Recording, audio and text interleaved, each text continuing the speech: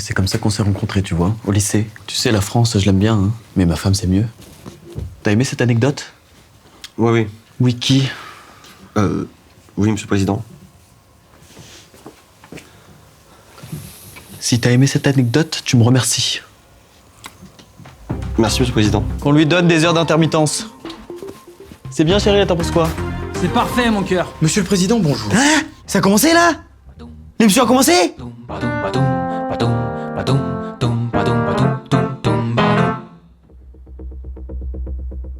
La France est en crise et vous teniez à vous exprimer. Nos compatriotes ont peur. Qu'avez-vous à leur dire ce soir? Vous êtes assis devant moi. Est-ce que vous êtes debout? Non. Et vous n'excluez pas le fait de vous lever à la fin de cet échange. Mais si vous vous levez, alors vous ne serez plus assis. Mais si vous n'êtes plus assis, alors...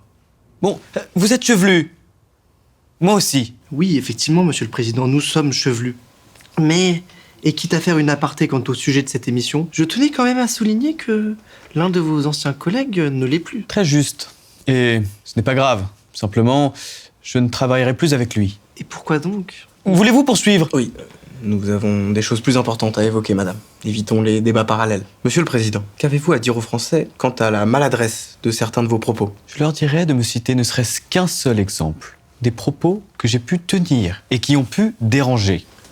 J'en ai. Un chômeur est un bon à rien de feignant, de merde. Allez vous faire foutre, madame la ministre. Si vous cherchez du travail, il vous suffit de traverser la rue. Taisez-vous! Mais taisez-vous! Bon, écoutez, ne faites pas l'hystérique, j'en ai déjà une à la maison. Alors si vous voulez devenir présidente et faire des réformes sur le maquillage et le prix des différents produits électroménagers, allez-y, présentez-vous, on verra bien. Mais en attendant, nous, on parle de sujets d'importance. Alors ne comptez pas sur moi pour augmenter la durée des soldes, madame. Bien dit, monsieur le Président.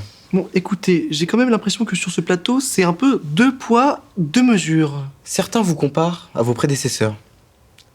Monsieur Hollande, Hanouna, Macron. Je me permets de vous couper parce que je ne peux pas vous laisser dire ça. Ce n'est pas votre cron, c'est notre cron à tous.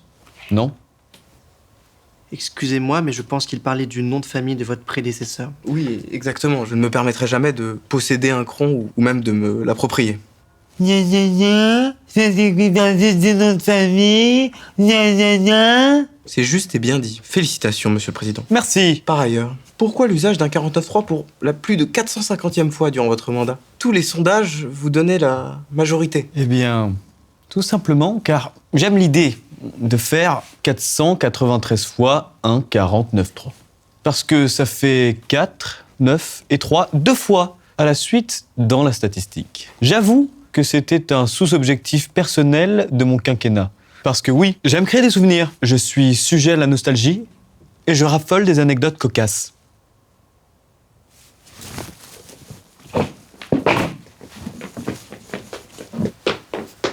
C'est très pertinent. Monsieur le Président? Oui, Monsieur le Président? oui.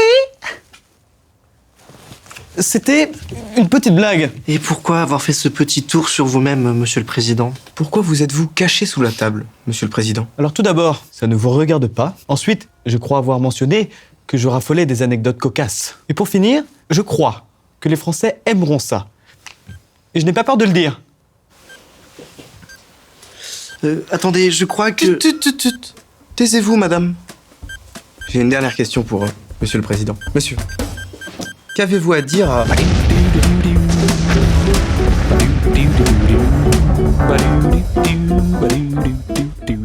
Restez à votre place, madame.